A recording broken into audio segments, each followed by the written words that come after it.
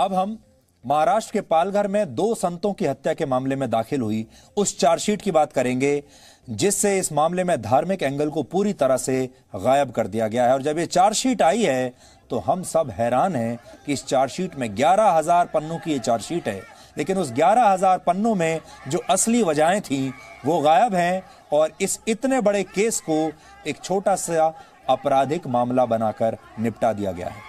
महाराष्ट्र के criminal investigation department यानी CID ने 3 महीने पहले हुई लिंचिंग के इस मामले में 2 चार्जशीट दाखिल की हैं। आपको याद होगा 16 अप्रैल को मुंबई से सूरत जा रहे 2 संतों और उनके ड्राइवर की पालघर में पीट पीट कर भीड़ ने हत्या कर दी थी। और इसमें सबसे बड़ी बात यह थी कि हत्या पुलिस के सामने हुई थी, पुलिस ने बचाया नहीं। खुद पुलिस ने भगवा वस्त्र पहने इन संतों को भीड़ के हवाले कर दिया था और इन्हें बचाने का कोई प्रयास पुलिस ने नहीं किया।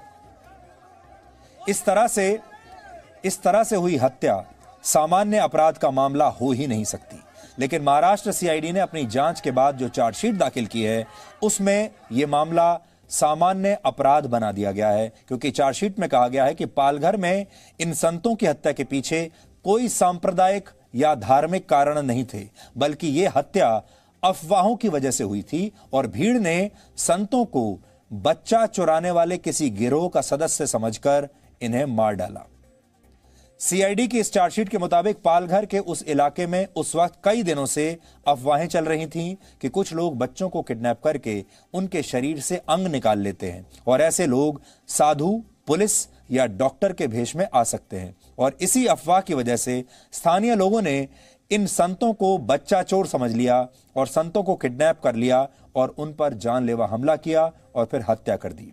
सिर्फ यही नहीं, महाराष्ट्र सीआईडी ने चार्जशीट में इस बात को भी खारिज कर दिया कि इस मामले में वामपंथी विचारधारा या फिर पालघर के उस इलाके में धर्म परिवर्तन के लिए सक्रिय ईसाई मिशनरीज का भी कोई हाथ था। सीआईडी को इस मामले में वामपंथियों और ईसाई मिशनरीज की कोई भूमिका नजर नहीं आई। इस मामले में महाराष्ट्र सीआईडी ने 2 चार्जशीट दाखिल की हैं।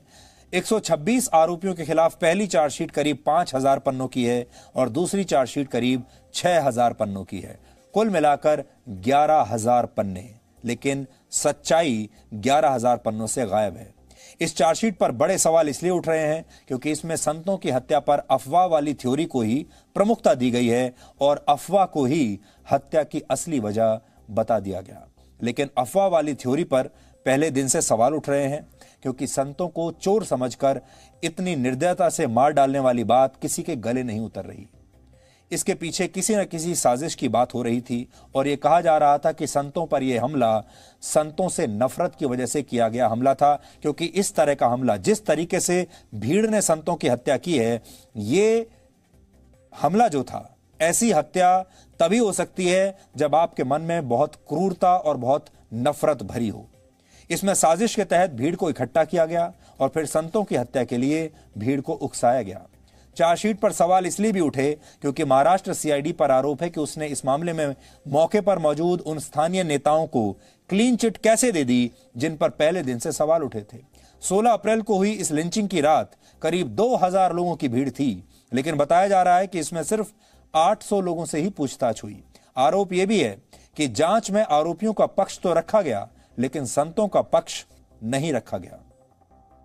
और इन्हीं आशंकाओं की वजह से संत समाज पहले से ही मांग कर रहा था कि इस केस को सीबीआई या एनआईए जैसी केंद्रीय एजेंसियों को सौंपा जाए। सीआईडी ने अपनी इस चार्जशीट में इस बात का खुलासा नहीं किया कि पालघर में शुरुआती 2 घंटे तक संतों पर जानलेवा हमला क्यों नहीं हुआ और इसके बाद अचानक उस जगह पर संतों की हत्या करने के लिए इतनी बड़ी भीड़ कैसे जुट गई। कैसे लॉकडाउन में हजारों लोगों की भीड़ अपने घरों से बाहर आ गई। उस समय आपको याद होगा लॉकडाउन था, किसी का भी बाहर निकलना मुश्किल था। इस लॉकडाउन में हजारों लोग बाहर निकल आए और क्या किसी ने जानबूझकर इस भीड़ को इकट्ठा किया था? और अगर वाकई पालघर में अफवाह की वजह से संतों की हत्या की गई तो पुलिस ने संतों को बचाने की कोई कोशिश क्यों नहीं की? इसमें सबसे बड़ी बात यह है, जब आप वो वीडियो फिर से देखेंगे, पुलिस ने इन संतों को बचाने की कोशिश ही नहीं की। पुलिस ने खुद संतों को इस भीड़ के हवाले कर दिया और फिर भीड़ ने पीट पीट कर इनकी हत्या कर दी। महाराष्ट्र सरकार पहले दिन से यह कह रही थी कि पालघर की घटना एक अफवाह की वजह से हुई। सीआईडी ने यही बात अब अपनी चार्जशीट में बताई है। अब सवाल यह है कि इस चार्जशीट और इस जांच पर देश कितना भरोसा कर सकता है। जी न्यूज ने लगातार इस मामले पर रिपोर्टिंग की है और इस केस की पड़ताल की है, जिससे यही पता चला था कि यह सामान्य अफवाह से हुई हत्या का मामला नहीं था। पालघर में संतों की लिंचिंग के वक्त कुछ स्थानीय नेता भी मौजूद थे, जिनमें एनसीपी का एक नाम प्रमुखता से आया था, लेकिन इन नेताओं को क्लीन चिट दे दी गई। सवाल यह है कि क्या यह इसलिए हुआ क्योंकि महाराष्ट्र में गृह मंत्रालय एनसीपी के पास है। आज जी न्यूज की टीम एक बार फिर पालघर पहुंची और वहां पर स्थानीय लोगों से बात की। जिस गांव में यह घटना हुई थी वहां के सरपंच से भी हमने बात की। इन लोगों का क्या कहना है? इन लोगों का कहना है कि वहां पर बच्चा चोर गिरोह की अफवाह जरूर थी, लेकिन ये किस वेशभूषा में आएंगे ऐसी कोई अफवाह नहीं थी। ऐसा किसी ने नहीं कहा था कि कोई बच्चा चोर गिरोह का सदस्य साधु संत बनकर वहां घूम रहा है, जबकि सीआईडी ने यह कहा है कि चोरों के साधु, पुलिस या डॉक्टर के वेश में आने की अफवाह थी। लेकिन अगर ऐसा ही था तो पुलिस पर हमला क्यों नहीं हुआ? संतों पर ही हमला क्यों हुआ? पालघर के कुछ स्थानीय लोगों ने हमें यह भी बताया कि इस मामले में असली आरोपियों को पकड़ा ही नहीं गया है और दूसरे लोगों को फंसा दिया गया है। आपको पालघर से हमारी ये रिपोर्ट आज जरूर देखनी चाहिए और वहां के स्थानीय लोगों की बात आज हम आपको सुनाते हैं, पूरे देश को सुनाते हैं। 14, 15, 16 पर्यंत 4-5 दिवस अगोदरची अफवा होती। चोर येतात पोरांना पळवतात, किडनी करतात, अशी अफवा होती अगोदरच 4-5 दिवस। तसा वेश वगैरे, कोणते कपडे वगैरे काहीच नाही। खाली चोर येतात अशी अफवा होती बस। साहेब बाईफर जर आले असतील तर 10-15 मिनिटं लागतात आणि चालत यायला अर्धा-पाऊण तास लागतो दिवसानी दाभाडीवरून। पैसेवाळा त्याला तर नाही पकडला, बिन पैसेवाळा गरीब माणूस त्याला पकडला, जो करणार तर पळून राहिला, गरीब माणसाला धरून घेऊन गेला, कुठत घेऊन गेला, मग आम्ही काय करणार? ज्यांची राजकारणाशी ओळख आहे त्यांना नाही पकडला आणि नाही ओळख त्यांना आहे तर पकडून घेऊन गेले, झोपलेले तिथून पकडून गेले।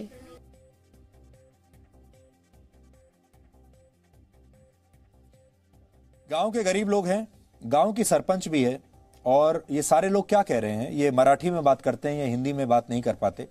मराठी में ये लोग ये कह रहे हैं कि जो लोग जान पहचान वाले लोग थे, जो इन्फ्लुएंशियल लोग थे, जो बड़े लोग थे, उन्हें तो पुलिस ने छोड़ दिया, और जो गरीब लोग थे, जो अपनी रक्षा नहीं कर सकते, जो केस लड़ने की हैसियत भी नहीं रखते, उन लोगों को पुलिस ने इस पूरे मामले में फंसा दिया है, ये गरीब लोग कह रहे हैं। इसलिए आज हमारी पूरे देश से अपील है, केंद्र सरकार से भी अपील है, जो लोग भी इसमें कुछ कर सकते हैं उन सब लोगों से ये अपील है कि ये नाइंसाफी हो रही है, इस मामले की गहराई से जांच होना अभी बाकी है।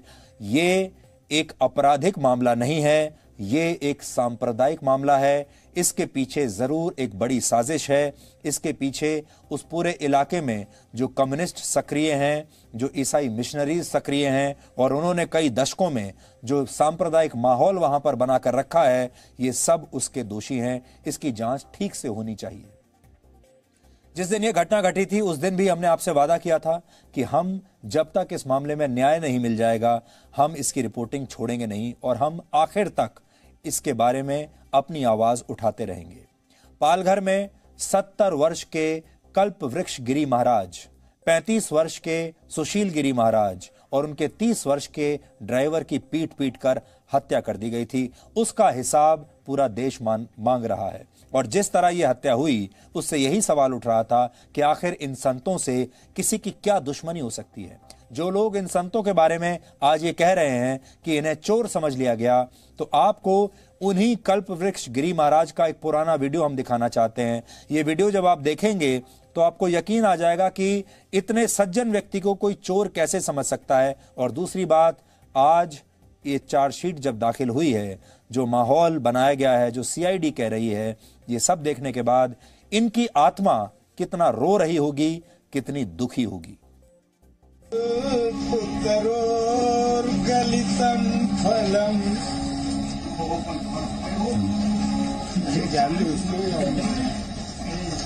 निगम कल्पतरोर गलितम फलम सुखमुखादयुतं नित संशयम् पिबत भागवतं रसमालया मुहुर्धो मुनि भाविका भुव भाविका, सारे संसार से मुक्त होने वाला वो कल्प वृक्ष रूपी श्रीमद् भागवत कथा पीने वाला, जान लो तो वो उसका मतलब समझेगा, वो पढ़ा लिखा होगा तो। और नाम है मेरा कल्प वृक्ष। चाय इनको दिया।